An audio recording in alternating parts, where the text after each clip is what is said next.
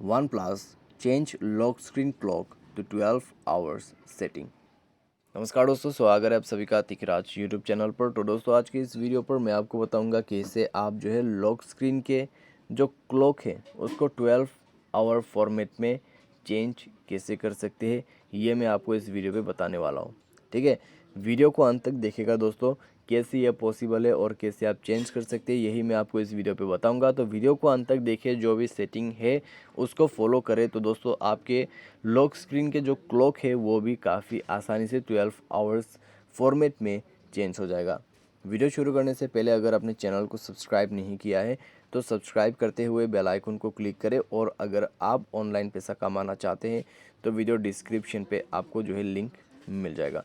तो सबसे पहले आपको क्या करना है, आपको सेटिंग आपको सेलेक्ट करना है, एंड यहाँ पे दोस्तों आपको सेलेक्ट करना होगा आपका टाइम सेटिंग।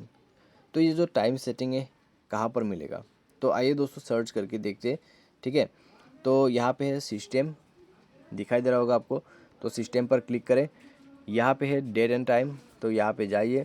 उसके बाद आपको क्या करना है, आपको ये सेटिंग इनेबल कर देना है, यूज़ 24 आवर फॉर्मेट। तो इसको इनेबल कर दीजिए, और उसके बाद जब आपका टाइम, अभी दोस्तों यहाँ पे टाइम जो है 8-9 का ही है, तो ये जो है दोस्तों AM का टाइम है। ठीक है, तो सुबह का टाइम है, तो उसके वजह से यहाँ पे आपको ये चीज़ देखने को नहीं मिलेगा। लेकिन जब 12 बज के पार हो जाएगा, ठीक है, जब 1 बजेगा, तब आपको 24 आवर फॉर्मेट शुरू होते हुए नज़र में आ जाएगा। 12 से 13 बन जाएगा, 13, 14, 15, इस तरीके से आपका टाइम जो है वो चेंज होता रहेगा। ठीक है, तो यही है दोस्तों 12 आवर फॉर्मेट सेटिंग, जो कि आप अपने लॉक स्क्रीन के क्लॉक पे सेट कर सकते हैं। इससे दोस्तों क्या होगा, आपके मोबाइल के मेन टाइमिंग पे भी चेंज हो जाएगा, लेकिन आप एनालॉग वगैरह भी यूज़ कर सकते हैं, मेन स्क्रीन पे कोई दिक्कत नहीं है।